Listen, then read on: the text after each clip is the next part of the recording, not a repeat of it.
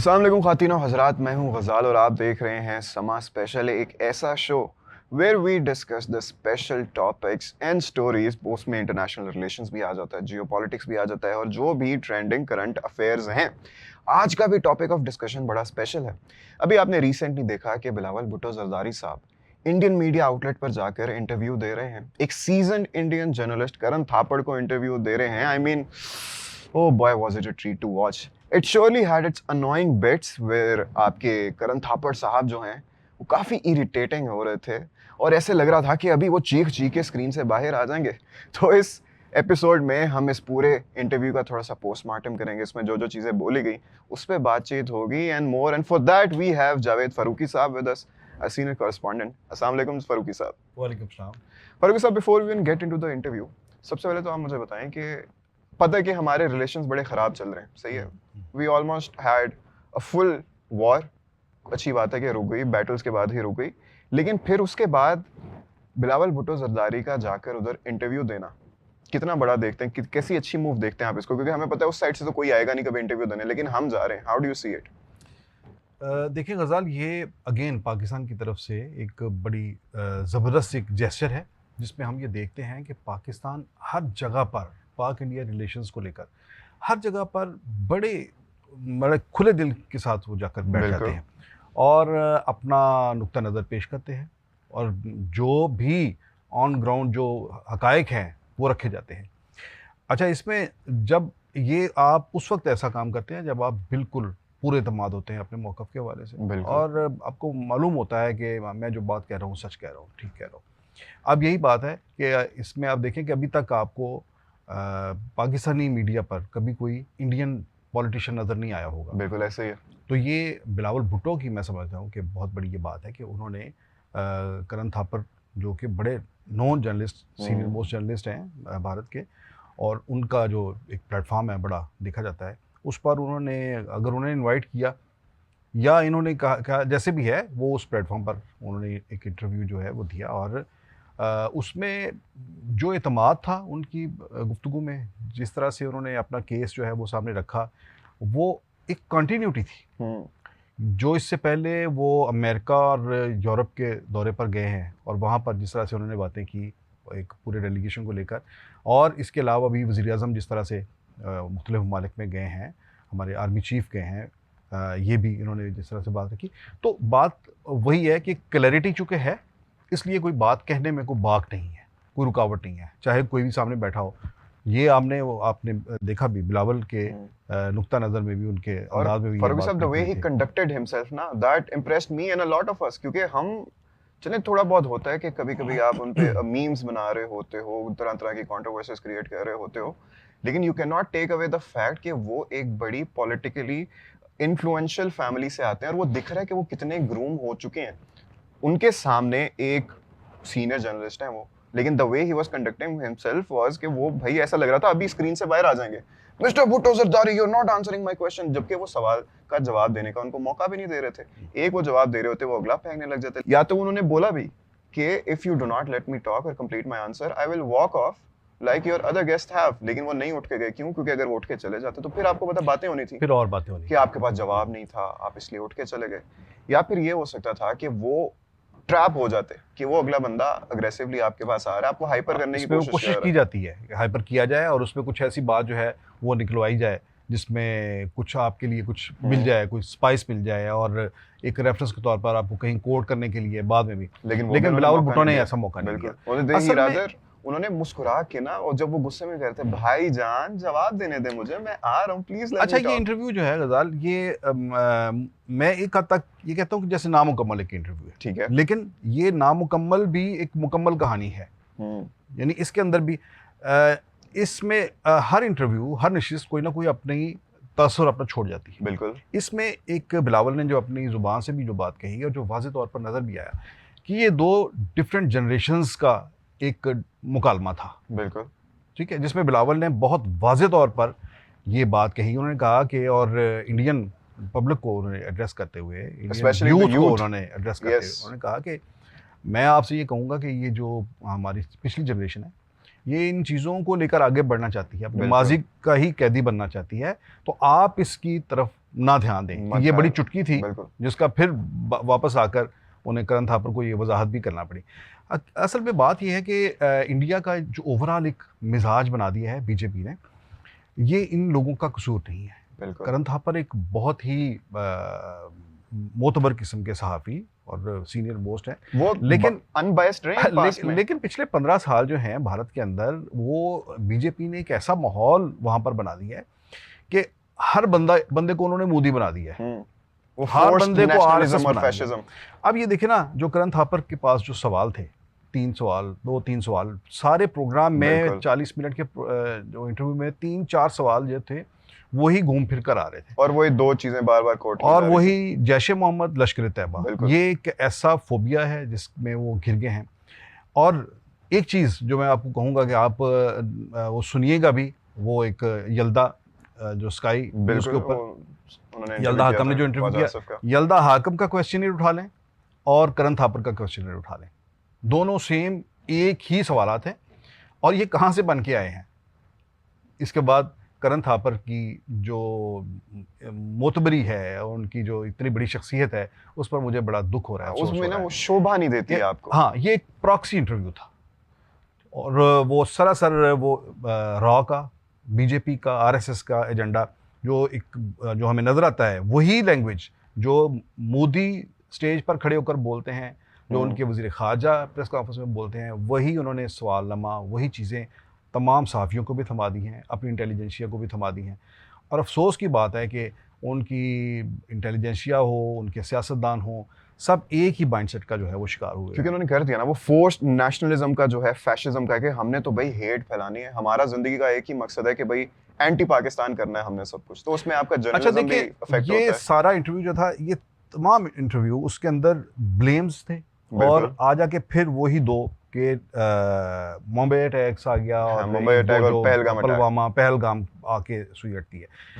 आप उनसे, मैं ये समझता हूँ कि हमारी जो हुकूमतें हैं, जो पहले इससे पहले गुजरी हैं, ये इस हुकूमत ने तो मतलब ये कि बड़े ज़ोरदार तरीके से अपना केस जो है वो प्लीड कर रहे हैं, लेकिन अभी भी हम शायद उस मसलहत के खोल से बाहर नहीं निकल पा रहे, ठीक है, प्लीज जिसमें हम पिछले 15-20 साल से हम भारत को मुतमिन करने की हर वक्त कोशिश करते रहते हैं। ठीक है। हम उस एक दिफाई एक हिकमत अमली का शिकार हो चुके हैं, जिसमें हम भारत को कहते हैं क्रिकेट खेलो, क्रिकेट अच्छा कहाँ खेलना चाहते हो, क्रिकेट अगर न्यूट्रल वेन्यू पे खेलना चाहते हो, पैसिव है, हम बैक फुट पे पैसिव हैं, हम बैक फुट पे हैं। ठीक है। हालांकि अगर पाकिस्तान जिस तरह से इल्ज़ामात वो लगा रहे हैं पाकिस्तान के ऊपर, अगर यही इल्ज़ामात का सिलसिला अगर आप शुरू करें, तो ये तो एक बड़ी लंबी हिस्ट्री है। अच्छा, ये जो आप बोल रहे हैं, ये क्रिटिक कुछ लोग भी कह रहे हैं इस इंटरव्यू पे ना, जैसे बिलावल ने रिस्पॉन्ड किया, तो वो कह रहे हैं कि आप कुलभूषण यादव के और जो इंडिया की तरफ से क्रॉस बॉर्डर टेररिज्म होता है, उसको आप ज्यादा एम्फेसिस देके बोल सकते थे। देखें, ये तो कह रहे हैं ना कि पहलगाम का, मैं कहता हूँ समझौता एक्सप्रेस और जाफर एक्सप्रेस, बिल्कुल। दो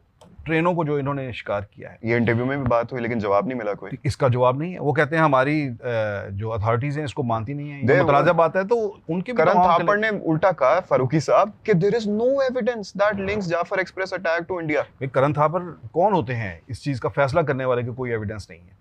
करण थापर को ये चाहिए था, वो कहते हैं कि एविडेंस जो है इसका जो है प्रोवाइड किए जाएं, वो दिए जाएं। तो ये देखिए, ये इंडिया की जो क्रॉस बॉर्डर टेररिज्म है उसकी तो हिस्ट्री बड़ी तवील है, और बहुत। मैं कहता हूँ हम कैसे भूल सकते हैं 71 को, हम कैसे भूल सकते हैं? बिल्कुल भी नहीं। वो भारत की सरासर सरीहन एक मुदाखलत थी, जिसमें उन्होंने उस वक्त की वहाँ की मुक्ति बानी जो थी उसके ट्रेनिंग कैंप से भारत फुल ऑन स्पॉन्सर किया उन्होंने हर चीज को। आप अभी खोलें, गूगल खोलें, उसके ऊपर मुक्ति बानी की हिस्ट्री पढ़ें, उन्हें ट्रेनिंग कहाँ से मिलती थी, उसके अंदर शामिल कौन था। भारतीय फौज के एहलकार मुक्ति बानी का हिस्सा थे, जो बांग्लादेश के अंदर जाकर, बंगाल के अंदर जाकर, जो मशरकी पाकिस्तान था उस वक्त, वहाँ पर जाकर कार्रवाइयाँ करते थे, और मुसल्ला एक मूवमेंट उन्होंने तैयार की, और उसके बाद 71 की लड़ाई तक नौबत आई, और फिर उसमें उन्होंने बाकायदा तौर पर अपनी फौजें उतारी और पाकिस्तान का एक हिस्सा ही अलग कर दिया। बिल्कुल, तारीख तो मुंह बोलता। इससे बड़ी दहशतगर्दी और क्या हो सकती है? हम क्यों नहीं इन चीज़ों को दुनिया के प्लेटफॉर्म के ऊपर रखते? ठीक है, अब बांग्लादेश हमारा भाई है, हम उसे तस्लीम कर चुके हैं, लेकिन वो एक वाकया तो अपनी जगह पर मौजूद है। बिल्कुल आया। वो भारत का जुर्म तो अपनी जगह पर मौजूद है, हम क्यों नहीं उसके ऊपर जोर देते? भारत ने जो श्रीलंका के अंदर जो दहशतगर्दी करवाई, भारत ने नेपाल भूटान के अंदर जिस तरह से वो मुदाखलत करता है, भारत ने कनाडा के अंदर जिस तरह से सिखों की, खालिस्तान मूवमेंट के लोगों को वहाँ पर टारगेट किलिंग की, पाकिस्तान के अंदर उसने जो भी मजहबी जो लोग थे जिन्हें लश्कर तैयबा के लोग करार देकर उन लोगों की टारगेट किलिंग की है। हमारे फॉरेन ऑफिस ने बाकायदा इसके ऊपर प्रेस कॉन्फ्रेंस की है। मैं समझता हूँ कि इन सारी चीज़ों के ऊपर लेकर एक भरपूर किस्म का एक नैरेटिव जो है वो तैयार करना चाहिए और उसे उसे दुनिया के सामने पेश करना चाहिए। देखिए, बिलावल ने तो बड़ा वाज़ेह तौर पर मैं आपको कहूँ कि बिलावल ने आहिस्ता आहिस्ता नहीं बल्कि बड़ी तेज़ी से वो अपनी जगह एक बना रहे हैं। बिल्कुल बना रहे हैं। और ये बात नहीं भूलनी चाहिए कि वो किस माँ का बेटा है और उसका नाना कौन है। बिल्कुल। करण थापर ने बहुत घेरने की कोशिश की कि बहुत बिलावल ज़्यादा। कोई ऐसी बात कर दें जिसको वो उठाकर उसकी कोई रील बना दें, उसकी शॉर्ट्स बनाकर चला दें। लेकिन उन्होंने नहीं की। लेकिन He बिलावल kept ने on कोई smiling. बिलावल क्यों नहीं दी? उसके पीछे उसका एक तवील फैमिली बैकग्राउंड है, बिल्कुल है। उसकी ट्रेनिंग है जिसकी बात आपने भी की, उसकी ग्रूमिंग हुई है और ये खुदादाद चीज़ें होती हैं। और जिस तरह से उन्होंने बिलावल ने इस चीज़ को वहाँ पर इस चीज़ का इज़हार भी किया कि उन्होंने कोई ऐसी लूज़ बॉल खेली ही नहीं है जिसमें उन्हें जो है वो मौका मिलता। देखें, Zulfikar Ali Bhutto India in fact Bhutto family से भी बहुत ज़्यादा ख़ाइफ़ है।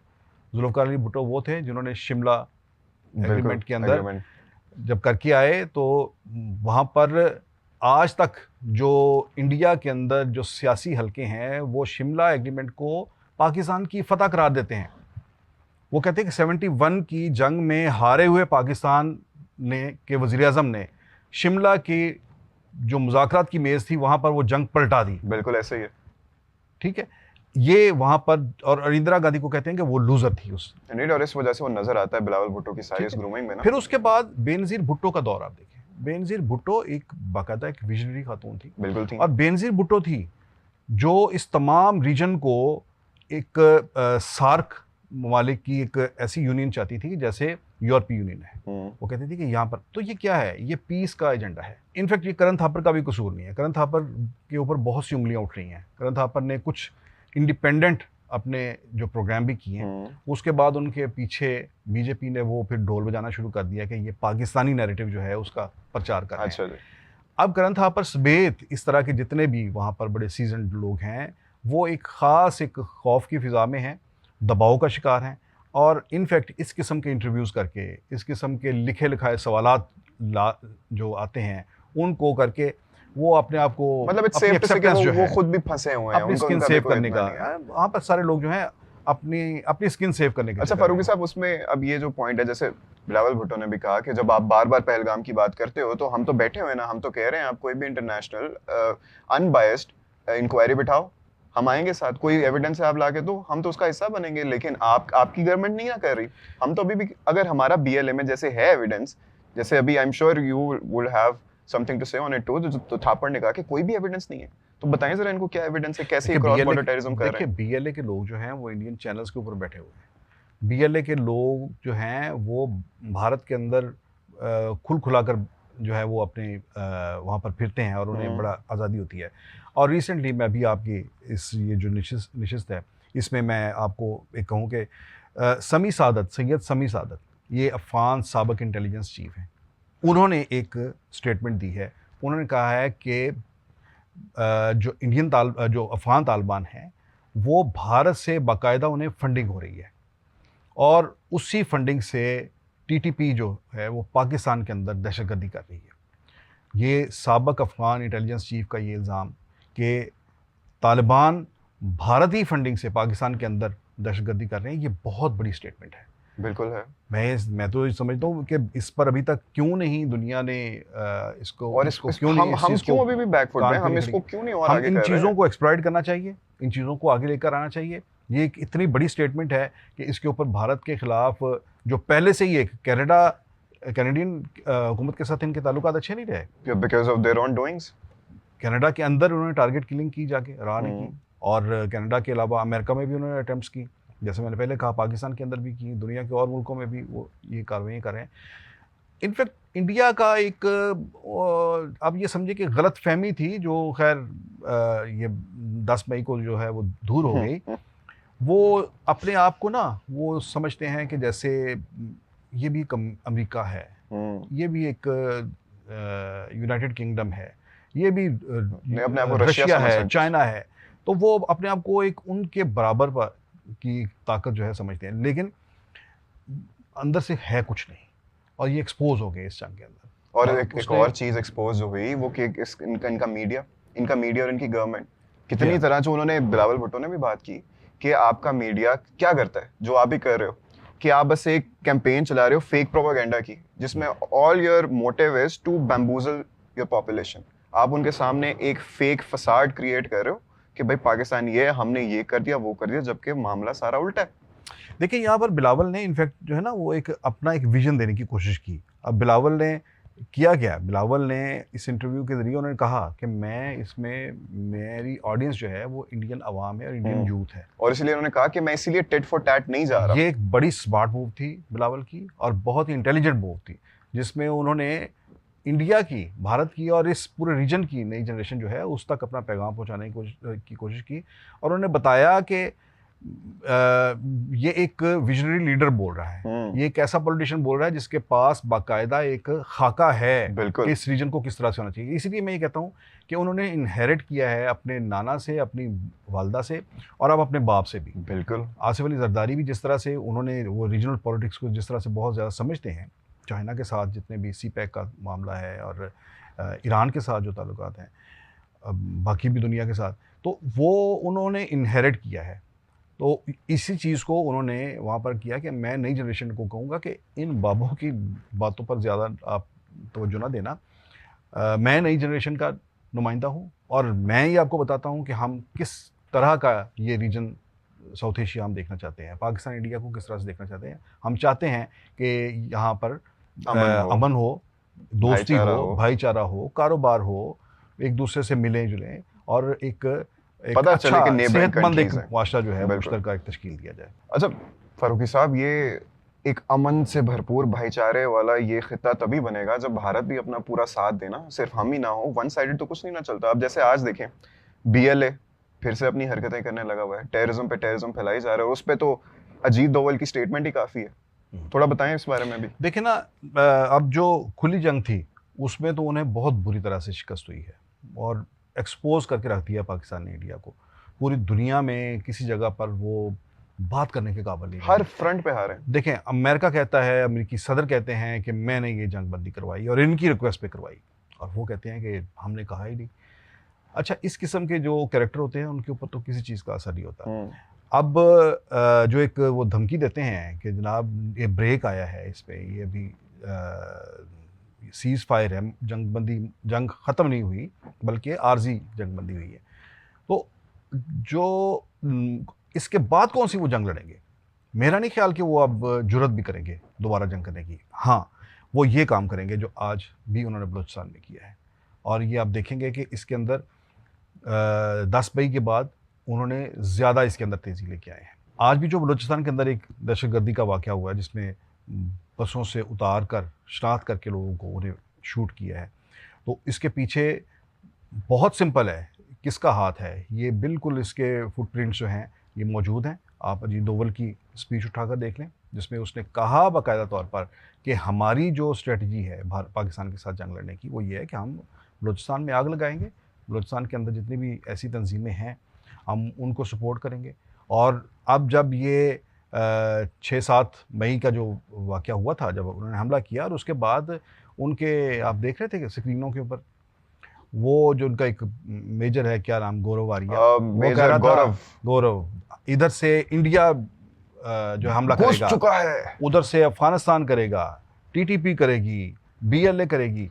वो इन लोगों को अपने एलानिया इन लोगों को अपने पार्टनर के तौर पर वो प्रॉपर वॉर मॉन्गर्स बिठाए हुए जी। तो ये कोई ढकी छुपी तो बात नहीं है, ये तो उनका एक बड़ा खुला एक इजहार है इस बात का। दहशतगर्दी वो करवा रहे हैं, और अब इस दहशतगर्दी के ज़रिए वो एक ये गुरीला वार जो है वो मुसल्लत की हुई है उन्होंने। बिल्कुल, जैसे फारूकी साहब ने भी कहा कि क्योंकि अब इनका, जब इन्होंने खुलकर सामने से वार किया, तब इनका पर्दा पूरी दुनिया के सामने फाश हो गया कि भाई असल में इनकी पोटेंशियल है कितनी। तो अब ये बचा इनके पास यही है कि पीछे ये छुप छुप कर ऐसे क्रॉस बॉर्डर टेररिज्म जो है उसको ऐसे स्पॉन्सर करेंगे। लेकिन हम अभी भी, जैसे बिलावल भुट्टो जरदारी के उस इंटरव्यू ने ये प्रूव किया है कि हम अभी भी we're sitting here with open arms and we want you guys to come over to the table so we can have a dialogue, क्योंकि हम चाहते हैं कि इस खित्ते में अमन हो, हम चाहते हैं कि हम एक प्रॉपर भाईचारे वाले नेबरिंग कंट्रीज बन सकें, और ये तभी मुमकिन होगा जब आप लोगों की तरफ से भी ऐसा ही होगा, because it's not a one way street. और जैसे बिलावल भुट्टो जरदारी ने एंड पे ये भी कहा कि I am talking to all the young people कि ये जो एक फसाड क्रिएट किया जा रहा है, please do not fall into that, we want love and peace. Farooqui साहब बहुत बहुत शुक्रिया आज अपना टाइम देने का, आप लोगों का भी बहुत बहुत शुक्रिया आज की एपिसोड देखने का। मुलाकात होंगी the next episode with an even more special topic, तब तक के लिए अपना ख्याल रखिएगा, अल्लाह हाफिज़।